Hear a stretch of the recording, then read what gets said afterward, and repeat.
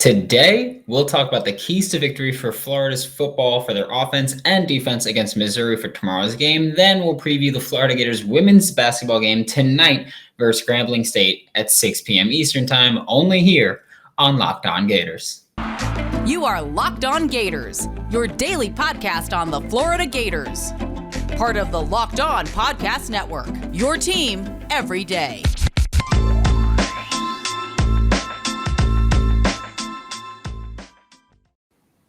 Hello and welcome back to another episode of Locked On Gators, part of the Locked On Podcast Network, your team every day. Thanks for making Locked On Gators your first listen of the day. We are available daily and free wherever you listen to podcasts.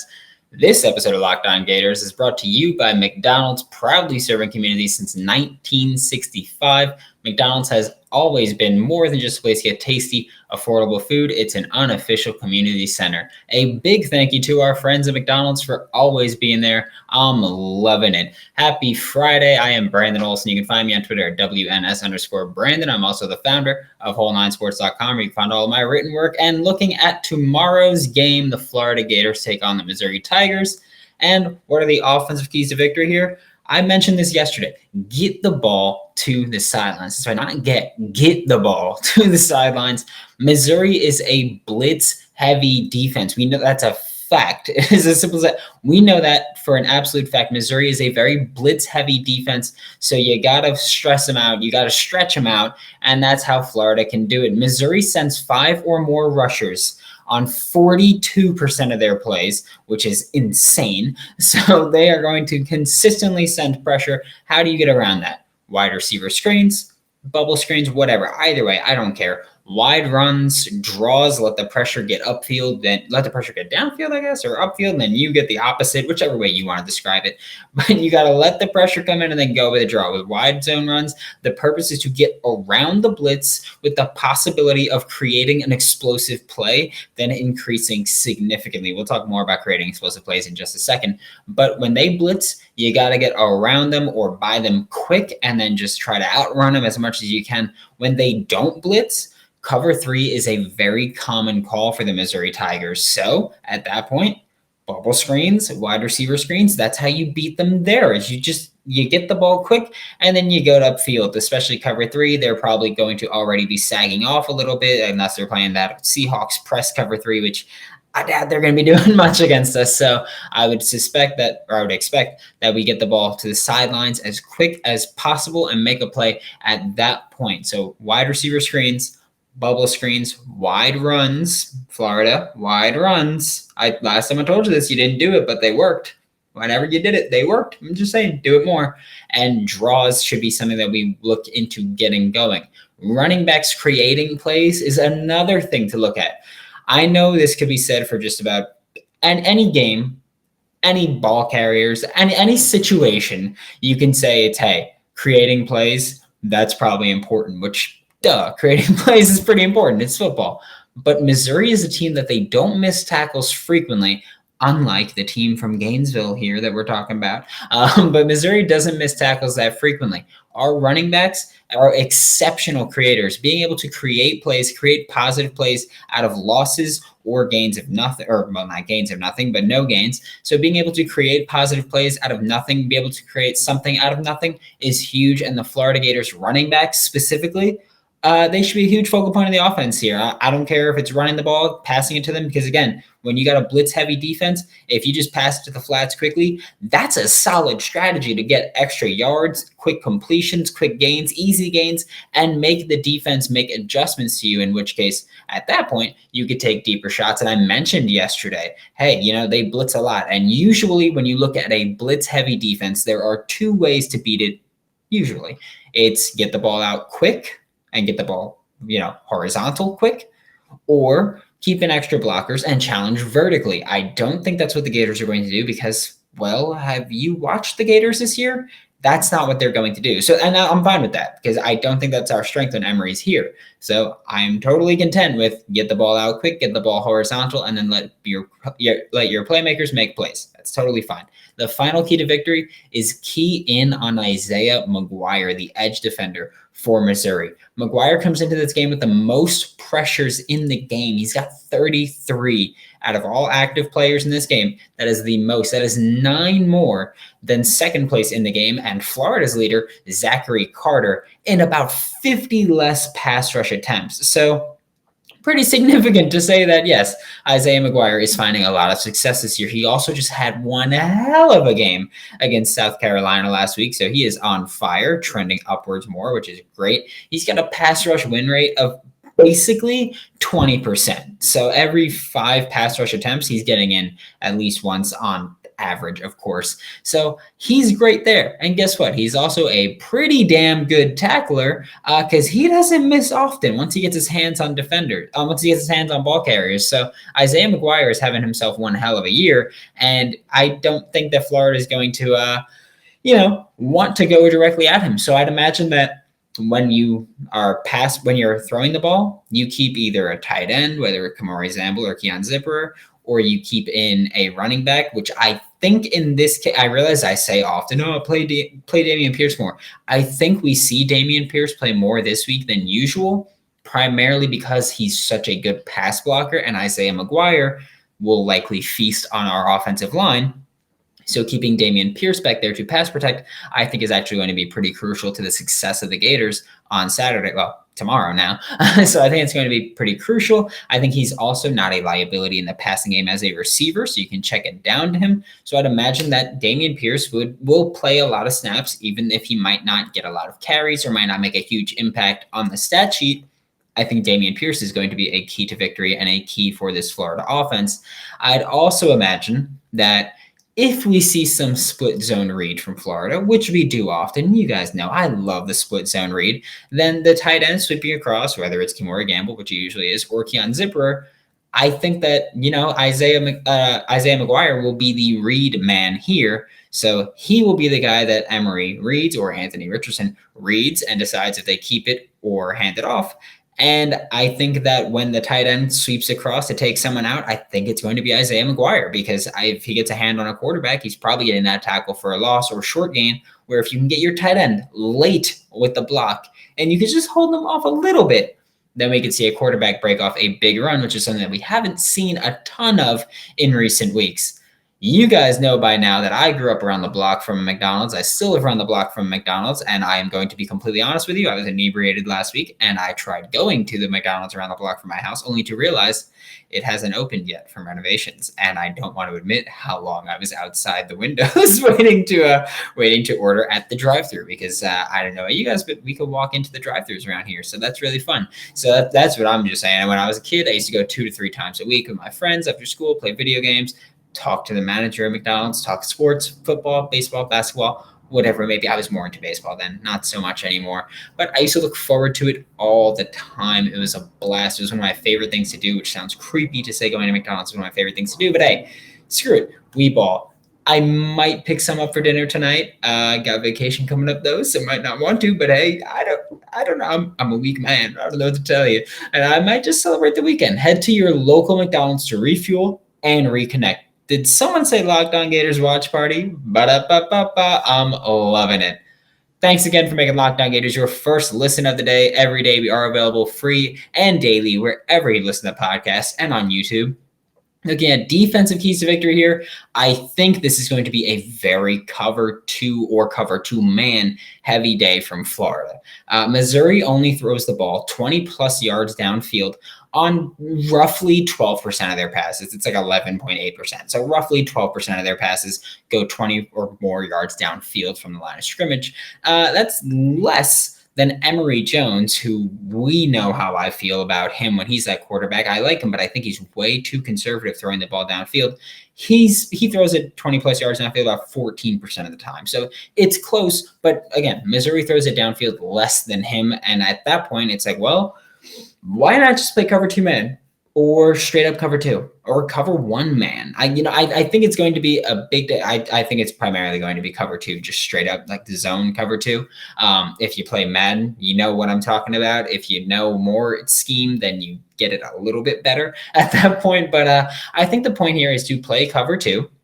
Or not the point, but the goal is to play cover 2 and essentially force Missouri to try and push the ball deep downfield. Try to force them to throw it deep, because you're going to have 2 over top, 4 rushers, and then you have 5 underneath defenders covering there. So that's an ideal strategy where it's like, hey, it's really crowded down here. If you want to find a passing lane, you're going to have to look further downfield. And I think at that point, when you force Missouri to throw the ball either deep down the sidelines or deep over the middle, Florida's safeties, Trey Dean, Rashad Torrance, Jadarius Perkins, if he's back there, because I know Trey Dean might be blitzing sometimes, although Christian Robinson last week did not blitz a safety a single time. So maybe that doesn't happen. But I think at that point when you're like, hey, Basilak, you got to throw the ball deep. I don't think it's going to end up well for him or for Missouri. I think at that point, Rashad Torrance, Trey Dean, giving them the opportunity to make a play because you are forcing a bad quarterback to throw the ball deep downfield.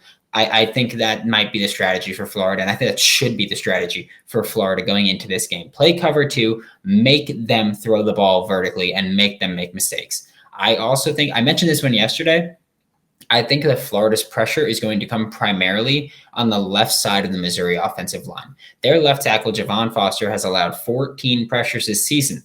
That is the most pressures of any offensive lineman in tomorrow's game against Missouri, or on either side. Javon Foster has the most pressures allowed. So put either Brenton Cox Jr. or Zachary Carter over there and let them put in more, or even, I know it's not going to happen, but I'm just saying, you could bump Javon Dexter out there. I think we're going to see a lot of Princely tomorrow. I think that's what will happen. I think that we're going to see a lot of pressure coming from that left side of Missouri's offensive line, which I'm fine with because I think that is another very good strategy. And I think you can do that as well without sacrificing that cover 2 zone and that cover 2 shell. You just shift the line. And, I'm not going to get into specifics, but basically put 1 D lineman right over the right guard, put 1 over the center or 1 in between the right guard and right tackle, 1 over the center, and then have 2 guys basically on the left tackle and right outside the left tackle and just send them both in and make Missouri make some plays. That's the gist of what I'm getting at. And the next big key to victory for the defense here, stay disciplined. And I'm not I know every time I say stay disciplined, I'm like, I'm not talking about penalties. Well, guess what? I'm not talking about penalties here again. Missouri runs a good amount of RPOs, so run pass options, and play action plays. If you don't know RPO, it's usually what you see when you see it.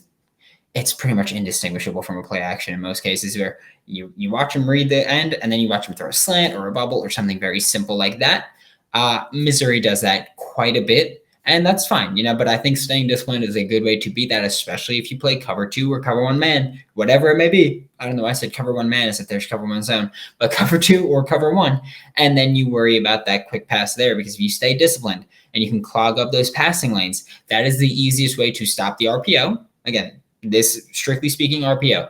Clog up the passing lanes, stay disciplined. Don't give them that slant. Don't give them the bubble. Don't give them the whatever they're looking for on the RPO. Just stay disciplined, stay in your assignment. And play action, you can't bite on. You can't give them an easy game because, again, this is a team where we should be forcing them to throw the ball downfield. If you bite in on the play action and they want to take a deep shot, it's significantly more likely to hit, specifically when you're looking at a deep shot, especially if the safeties come up and then we've got a little bit of an issue with the receivers running deep down the sideline or deep over the middle. That could be a huge problem for Florida. So I want to avoid that as an issue there. So keys to victory for the defense. Cover 2 heavy day. I realize I said you can do cover 2. It's like straight up cover 2 man, cover 1, whatever it may be. I think cover 2 is the best strategy to take when you are playing against Missouri. Rush the left side of Missouri's offensive line, so right side of the defense, because again, it's as if you're looking at it. When you're looking at the offense, it's as if you're standing behind them. When you're looking at the defense, it's as if you're standing behind the defense. So rush the left side of the Missouri offensive line, the right side of the defense, and stay disciplined. Stay in your passing lanes. Do whatever it is you got to do. If you're supposed to be the read man that's unblocked, but do your job, because if you're the read man that's unblocked, odds are if you can get a hand up, you can swat a slant away. So that's a very important thing. We're staying disciplined. I cannot stress it enough. I'm not talking about penalties. I'm talking about gap discipline, your assignment discipline. Florida can win this game by a lot if they play a clean game. They don't have to play exceptional. They have to play a clean game. And I think that I know I said this against LSU. I think this matchup is really favorable for Florida. which usually means we're going to get blown out right now. But I think this matchup is favorable for Florida. I think that Florida can take advantage here with just a little bit of discipline. And again, I'm not sold that Samford wasn't just a fluke. I'm not saying this is a great Florida team, but I am saying I don't think they're as bad as they looked defensively on Saturday. I think it was just growing pains with Christian Robinson as a new defensive coordinator, defensive play caller, whatever you want to call him. I think that's been an issue, and I'm pretty confident in him and his ability to adjust going into tomorrow's game against Missouri. And I think Florida walks away with the win and becomes bowl eligible. Anybody else make money this past weekend? I know that right before recording this, I literally just hit a parlay on EuroLeague basketball. So thank you. And the St. Bonaventure game also versus Boise State. That was included in there, and everything else was EuroLeague basketball. So I was trying to say that BetOnline is the fastest and easiest way to bet on all of your sports action. BetOnline covers award shows, TV shows, reality TV, when aliens are going to attack, who they're going to attack first, if they attack ever.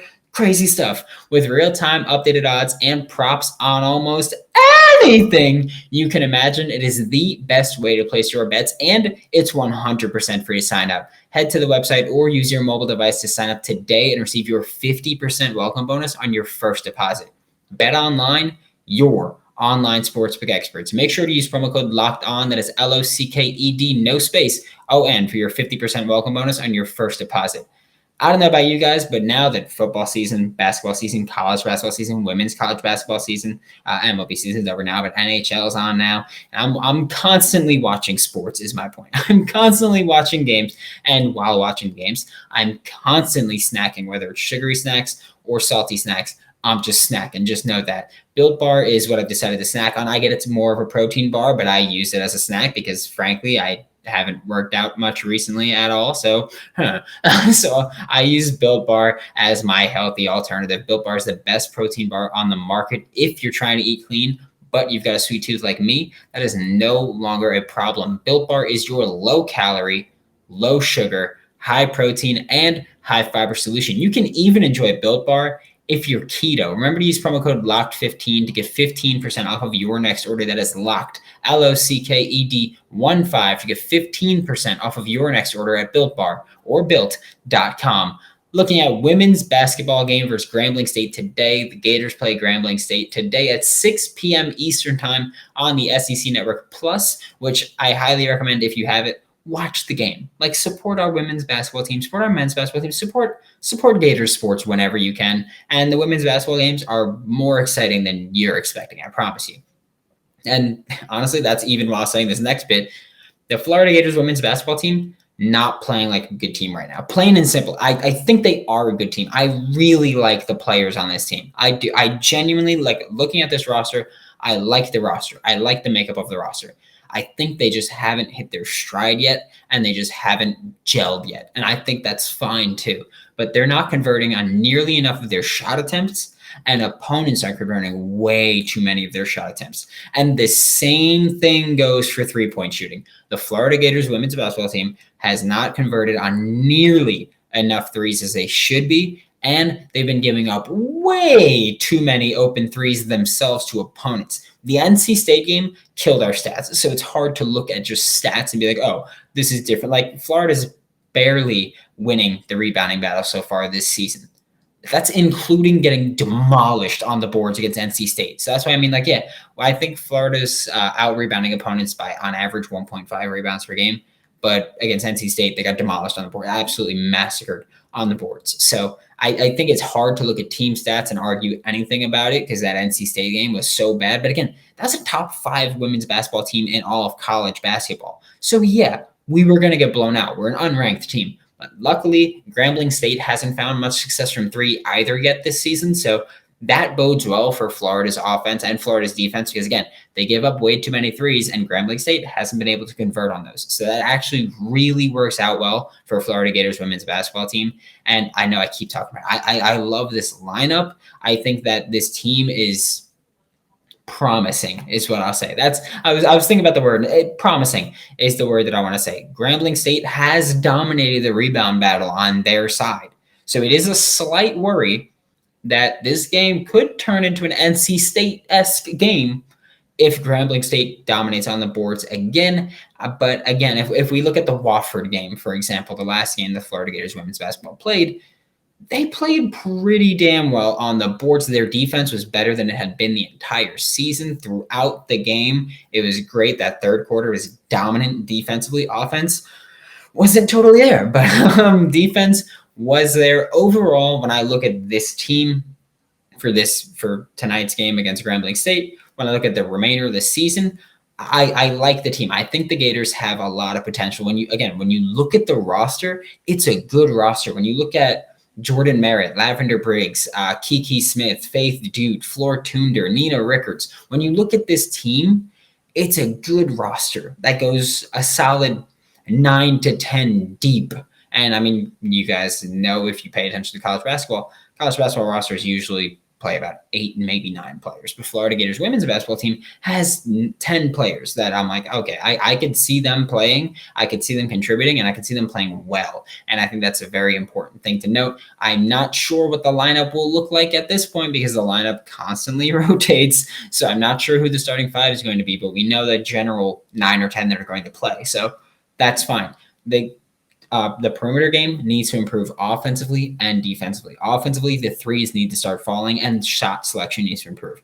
Defensively, and I realize it's a lot to be like, I realize it's a lot to ask, just be better. I understand it's not that simple, but defensively, it is as simple as try harder, because you look at the paint defense here. Faith Duke and Floor Tunders. Both are 6'4", both rotate in as the big women here as at the 5 spot, and both play tremendous paint defense. Faith Duke is better at blocking shots. Floor Tunder will literally just stick her hands up, and if you're in the paint, it's a good luck getting the shot up. So Floor Tunders does that. Faith Duke goes for swats. Honestly, like Faith Dude, I like what she does better than Floor Tunders because I'm a big block fan. So if I see the swat, I get pumped for it. The perimeter needs to pick up on that energy, because usually when you look at a team and you go, wow, like their centers are killing it. It's like, okay, they're supposed to get people amped up. Faith Dude, Floor Tunder's playing fantastic paint defense, and the perimeter is just not reciprocating there. So I think that energy needs to be pushed out from the paint to the perimeter, and these girls really got to clean up. They really got to clean up on perimeter defense. Like Kiki Smith, Nina Rickards needs to get more aggressive. I feel like she was more aggressive defensively last year. I want to see it happen again this year. Jordan Merritt, Lavender Briggs, clean it up. It's as simple as just exert more effort, because it doesn't seem like the effort on the perimeter. Like you're not playing like your hair is on fire, and I need you to play like your hair is on fire. Like I need you to be running around like a banshee at that point. You need to go nuts. Thanks for making Locked On Gators your first listen of the day every day. We are available daily and free wherever you listen to podcasts. Don't miss out on Monday's episode where I'll have the full game review from Florida versus Missouri. Now make your second listen Locked On Bets your daily one-stop shop for all of your gambling needs. Locked On Bets. My Lord, Locked On Bets, I'm keeping that in, hosted by your boy Q with expert analysis and insight from handicapping expert Lee Sterling. For Locked On Gators, I am Brandon Olson. Don't forget to follow me on Twitter at WNS_Brandon. You can find all my written work with Whole Nine Sports. That's WHOLENINE Sports. And I will see you all, I guess, later today for Locked On Now, and then tomorrow for Locked On Now, and then I will see you for a full episode on Monday.